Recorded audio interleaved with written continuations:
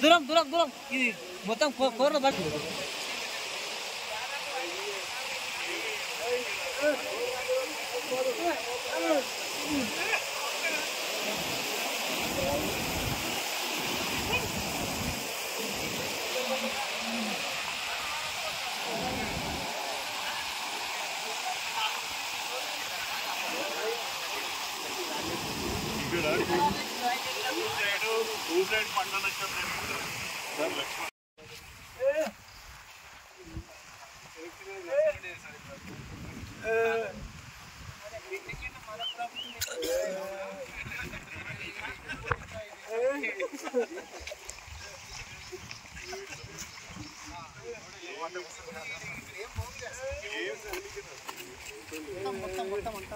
Starting చేసిన metal వేసిన road sir మొత్తం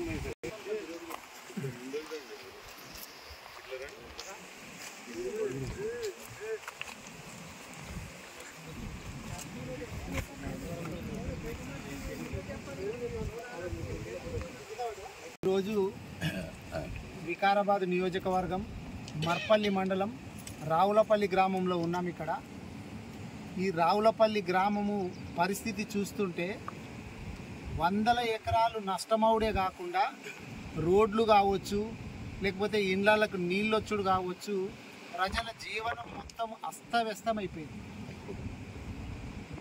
వికారాబాద్ నియోజకవర్గంలోని అట్లాగే జిల్లాలోని అన్ని గ్రామాలు, చాలా గ్రామాలు, ఇప్పుడు ఇక్కడ రావులపల్లి కావచ్చు, కల్కూడ కావచ్చు, పక్కనే ఉన్నటువంటి ఎన్నారము, మాలసోమారము, సుల్తాన్పూరు, ఇట్లా ఒక్క మండలం అని కాదు, వికారాబాద్ నియోజకవర్గము వికారాబాద్ జిల్లా లోపల వర్షాలు బాగా పడుతోటి ఏంటంటే మొత్తం ఇళ్ళు ఊలిపోతున్నాయి. అక్కడక్కడ రోడ్లు మొత్తం దెబ్బతిన్నాయి.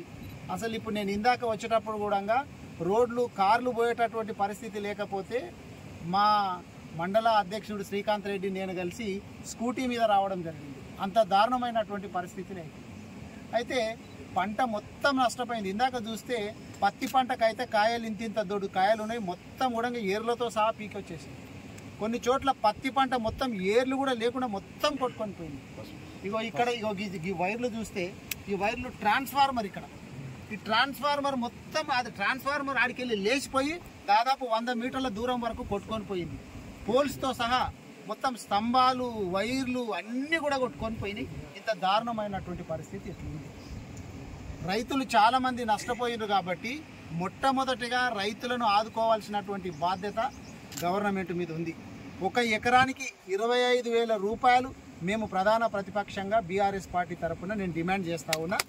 రైతులకు ఎకరానికి 25,000 రూపాయలు ఇవ్వాలి. అట్లా ఇవ్వడమే కాకుండా ఇక్కడ ఎందుకంటే స్పీకర్ గారు ఉన్నారు, గౌరవ స్పీకర్ గారితో కూడా నేను రిక్వెస్ట్ చేసేది ఏంటంటే, మీరు మంచి స్థానంలో ఉన్నారు, మీకు ఇప్పుడు అధికారులు కావచ్చు, ఇంకొకరు కావచ్చు, అందరు కూడా వింటారు మీ మాట. కాబట్టి మన వికారాబాద్ జిల్లా నిన్ననే చూసినాం మనము, పక్కనే ఉన్నటువంటి సంగారెడ్డి జిల్లా, ఈ 2 జిల్లాలకు రెడ్ అలర్ట్ ఏర్పడి ఇచ్చి దాదాపు ఒక 2 రోజులు 3 రోజుల నుంచి ఎడతెరిపి లేకుండా వర్షాలు పడుతున్నాయి. కాబట్టి ప్రత్యేకంగా నిధులు తీసుకొని రావాలి వికారాబాద్ జిల్లాకు, వికారాబాద్ ముఖ్యంగా వికారాబాద్ నియోజకవర్గానికి. ఇక్కడ ఇండ్లు కూలిపోయినటువంటి వాళ్ళకి ఇండ్లు కట్టియాలి. మీరు ఇందిరామ్మ ఇండ్లు అని చెప్తున్నారు, అది ఎవరికి ఇస్తున్నారో తెలియట్లేదు. ఇప్పుడు కూలిపోయిన ఇండ్లు అయితే కట్టియాలా, ఏవైతే రోడ్లు కొట్టుకుపోయినాయో అవిటినన్నీ మొత్తం ముందు వెంటనే ఏపించాలి. ఇటువంటి పరిస్థితుల లోపల మనం ప్రజలకు అండగా నిలవాలి. రాజకీయాలు ఏమన్నా ఉంటే తర్వాత ఎలక్షన్స్ అప్పుడు చూసుకోవచ్చు. మేమేదో వచ్చి మాట్లాడిపోయినామని చెప్పి మళ్ళీ ఇంకొకరు వచ్చి మాట్లాడు, మీరు అది చేసిరా ఇది చేసిరా, వద్దు. ఇప్పుడు రాజకీయాలు వద్దు. నేను కూడా గౌరవ స్పీకర్ గారిని రిక్వెస్ట్ చేస్తున్నా, వీళ్ళు వికారాబాద్ నియోజకవర్గంలో ఉన్నటువంటి ప్రజలందరూ కూడా మన ప్రజలు, మనల్ని గెలిపిస్తున్నారు. గెలుపోవటంలో అనేటటువంటి రాజకీయాలలో సహజం, ఒకసారి మీరు గెలుస్తారు, ఒకసారి నేను గెలుస్తా, అది సహజం. కానీ మన ప్రజలను ఆదుకోవాల్సినటువంటి బాధ్యత ముఖ్యంగా గవర్నమెంట్ ఎవరుంటారో వాళ్ళ మీద ఉంటుంది. కాబట్టి మీరు కూడా గ్రామాలలో తిరగాలని చెప్పి నేను స్పీకర్ గారిని రిక్వెస్ట్ చేస్తున్నాను. ఎందుకంటే ఆపదలో ఉన్నారు. ఇప్పుడు పంటలు నష్టాలైనవి, ఇండ్లు పోయినాయి, రోడ్లు పోయినాయి. ఇందాక చూస్తే ఇక్కడ భగీరథ కేసీఆర్ గారు ప్రతిష్టాత్మకంగా ఏర్పాటు చేసి ప్రతి ఊరికి ప్రతి ఇంటికి నల్లా పెట్టి ఇచ్చినటువంటి భగీరథ పైపులు దాదాపు 7 ఫీట్ల లోపల ఉన్నాయి కూడా కొట్టుకొని మీదకి వచ్చేసినాయి. తెగిపోయినాయి. నీళ్ళ సప్లై పోయింది, కరెంటు సప్లై పోయింది, రోడ్లు పోయినాయి, ఇండ్లు పోయినాయి, పంటలు పోయినాయి. ఈ విధంగా అస్తవ్యస్తమైన పరిస్థితుల లోపల వికారాబాద్ నియోజకవర్గం ఉన్నది. కాబట్టి గౌరవ ముఖ్యమంత్రి రేవంత్ రెడ్డి గారు కూడా వికారాబాద్ జిల్లా నుంచే ప్రాతినిధ్యం వహిస్తున్నారు. కాబట్టి నేను రేవంత్ రెడ్డి గారిని కూడా కోరుతా ఉన్నాను, స్పీకర్ గారిని కూడా కోరుతా ఉన్నాను, మన జిల్లా మీద దృష్టి పెట్టి చాలా ఇబ్బందుల పరిస్థితి అయింది కాబట్టి వీళ్ళందరినీ ఆదుకోవాలని చెప్పి నేను కోరుతున్నాను.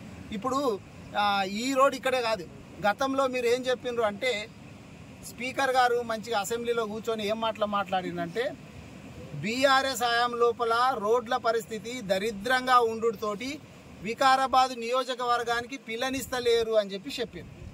సరే మా పరిస్థితికి అట్లుండే అన్నావు కదా, మరి మీ గవర్నమెంట్ వచ్చి 2 సంవత్సరాలు అవుతుంది దాదాపు. మరి 2 సంవత్సరాల నుంచి నువ్వు ఎన్ని బాగు చేసినావు? ఇప్పుడు రోడ్లు ఏ నియోజకవర్గంలో ఎక్కడన్నా పోదాంపా, ఎక్కడన్నా పోసి ఏడన్నా బాగున్నాయా? రాజకీయాల గురించి మాట్లాడేందుకు ఎలక్షన్స్ అప్పుడు మాట్లాడుకుందాము, ముందు మీరు ఏపీయండి. మరి ఇప్పుడు కూడా రోడ్లు అట్లాగే ఉన్నాయి, ఇంకా దరిద్రంగా తయారవుతున్నాయి అంటే మీరు రోడ్లు ఏపీయకూడదు, వికారాబాద్ నియోజకవర్గంలో నిజంగానే ఎవరికి పిల్లనియకూడదు అని చెప్పి మీరేమన్నా అనుకుంటున్నారా? పిల్లలు ఇవ్వాలి కదా, మరి మీ లెక్క ప్రకారమే 2 ఏళ్ళే కదా, ఏదో 2 నెలలు కాదు కదా, దాదాపు 2 సంవత్సరాలు అయింది. కాబట్టి ఇప్పటికైనా కానీ మీరు రోడ్ల మీద దృష్టి పెట్టుకోవాలా. మొన్ననే మా వికారాబాదు మా పట్టణ నాయకులు కూడా బీఆర్ఎస్ పార్టీ తరఫున వికారాబాదు టౌన్లో కూడా రోడ్లు ఎట్లున్నాయని చెప్పి చెప్పిండ్రు. అక్కడ యాక్సిడెంట్లు అయిపోయి మొన్న ఒక అడ్వకేట్ చనిపోయిండు, అంతకుముందు ఒక హోంగార్డ్ చనిపోయిండు, చాలామంది చనిపోతుండ్రు. రోడ్ల మీద ముఖ్యంగా గౌరవ ముఖ్యమంత్రి గారు స్పీకర్ గారు దృష్టి పెట్టాలని చెప్పి చెప్తున్నారు. ఎందుకంటే స్పీకర్ గారితో పాటు ముఖ్యమంత్రి గారు కూడా ఈ జిల్లా నుంచే ప్రాతినిధ్యం వహిస్తున్నారు. ముఖ్యమంత్రి గారు మరి తెలియదా వికారాబాద్ జిల్లా పరిస్థితి ఇంత దారుణంగా ఉందని చెప్పి తెలియదా, లేకపోతే తెలిసినా కానీ పట్టించుకోవట్లేదా అర్థమవుతలేదు. ఎందుకంటే ఆయన ఎప్పుడు చూసినా ఎలక్షన్లు బిజీ, అక్కడ బీహార్ ఎలక్షన్స్, లేకపోతే అటు చెన్నై పోతాడు. కానీ ఉన్న రాష్ట్రాన్ని అయితే ముందు చూసుకోవాలి కదా, తెలంగాణ రాష్ట్రానికి కదా మీరు ముఖ్యమంత్రి. ఈ రాష్ట్రాన్ని ముందు మంచిగా చేసిన తర్వాత పక్క రాష్ట్రాలకు పోతే పోండి, వద్దని అనట్లేదు. ఈ రాష్ట్రాన్ని మీరు ముందు బాగు చేయాలని చెప్పి నేను కోరుతున్నా. ఎందుకంటే నేను ఒకటి చూసిన, మా గౌరవ మాజీ మంత్రి సబితా ఇంద్రారెడ్డి మేడం గారు కూడా చెప్పిండ్రు మంచిగా, ఎక్కడన్నా చరిత్ర లోపల ఒక డీజీపీకి అపాయింట్మెంట్ లెటరు అనేటటువంటిది ముఖ్యమంత్రి గారు ఇయ్యంగా నేనైతే ఎడ చూడలేదు. ముఖ్యమంత్రి గారు ఇయ్యరు, ముఖ్యమంత్రి గారు సిఫార్సు మేరకు చీఫ్ సెక్రటరీ గారు ఇస్తారు. మరి చీఫ్ సెక్రటరీ గారేమో పక్కన తోలుబొమ్మలాగా నిలబడ్డాడు, ఈయననేమో ఇస్తున్న ఈయనకెంత నాలెడ్జ్ ఉంది, తీసుకుంటున్నటువంటి డీజీపీ గారికి ఎంత నాలెడ్జ్ ఉంది, పక్కనే ఉన్నటువంటి చీఫ్ సెక్రటరీ గారికి ఎంత నాలెడ్జ్ ఉందో అర్థమైతలేదు. పాపం రేవంత్ రెడ్డి గారి పరిస్థితి ఏమైందంటే ఆయనకు అన్ని వైపుల నుంచి బాధలు ఉన్నాయి. ఢిల్లీ నుంచి స్టార్ట్ చేస్తే గల్లీ వరకు బాధలు ఉన్నాయి. ఢిల్లీలో అధిష్టానం నుంచి బాధ, ఈ పోస్టు ఎప్పుడు కొడతారో ఉంచుతారో, ముఖ్యమంత్రి పదవి తీసేస్తారో అని అధిష్టానం నుంచి. ఆయన తోటి మంత్రుల నుంచి బాధ, ఎప్పుడు చైర్ మీదకి వెళ్ళేసిపోతే వేరేడు వచ్చి ముఖ్యమంత్రి చైర్ మీద ఎవరు కూర్చుంటారు అని చెప్పి తోటి మంత్రుల నుంచి బాధ. ఇక ఎమ్మెల్యేలు వాళ్ళ ఎమ్మెల్యేలు ఘోరంగా విమర్శిస్తున్నారు, బహిరంగంగా మైకుల ముందుకు వచ్చి విమర్శిస్తున్నారు చాలా మంది ఎమ్మెల్యేలు. ఇక క్యాడర్ చూసుకుంటే వాళ్ళ క్యాడర్ అయితే అధ్వాన్నంగా ఇప్పుడు, ఎందుకంటే మావోడు ఏం పనులు చేస్తలేడు, మేము ఇప్పుడు ఇగో నోటిఫికేషన్ ఇస్తామంటుండ్రు, ఇప్పుడు స్థానిక సంస్థలలో మేము ఏం ముఖం పెట్టుకోవాలా, జనాలు కొట్టేటట్టున్నారు కదా అని చెప్పి వాళ్ళ క్యాడర్ తోటి ఒక బాధ. ఇక ప్రజల గురించి తెలుసు, తిట్టుతున్నారు. ఆ తిట్లు ఎక్కడ ఇనుడు కూడా లేదు, అన్ని గానం తిట్లు ఉంటాయని చెప్పి, తెలుగులో గిన్నిగానం తిట్లు ఉంటాయని చెప్పి ఫస్ట్ తింటున్నాం, అసలు గన్ని తిట్లు తింటున్నారు.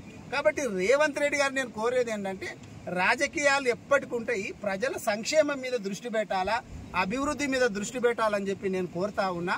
ఇప్పటికైనా కానీ స్పీకర్ గారిని కూడా నేను మళ్ళీ కోరుతున్నా, ఇదేదో రాజకీయాల గురించి వద్దు, మీరు నియోజకవర్గంలో తిరగండి, ఊరూరు పోండి, ఎక్కడెక్కడ నీళ్ళు వచ్చినాయి, ఏ ఇండ్లకు నీళ్ళు వచ్చినాయి, ఏ ఇండ్లు ఊరిపోయినాయి, ఏ స్తంభాలు ఇరిగిపోయినాయి, ఎక్కడ నీళ్లు కట్ అయిపోయింది, ఎక్కడ రోడ్లు పాలైనాయి, ఇవన్నీ కూడా మీరు బాగు చేయించాలని నేను కోరుతున్నా. ఎందుకంటే గతంలో మీరు 2 ఏళ్ల క్రితం చెప్పిండ్రు 3,000 కోట్ల రూపాయలు తీసుకొచ్చేసి వికారాబాద్ను డెవలప్ చేస్తా అని చెప్పిండ్రు. ఇప్పుడు గ్రామాలలో చూస్తే సెంట్రల్ గవర్నమెంట్ నుంచి వచ్చినటువంటి ఎన్ఆర్ఈజీఎస్ నిధులు తప్ప మీరు ప్రత్యేకంగా ఏమన్నా నిధులు తీసుకొచ్చిండ్రా, మీరు ఆలోచన చేయాలా. అందుకే నేను ఇప్పుడు ఇది కష్ట సమయం కాబట్టి రాజకీయాలు వద్దు, మీరు వికారాబాదు నియోజకవర్గంలో తిరగాలని చెప్పి నేను స్పీకర్ గారిని కోరుతున్నా.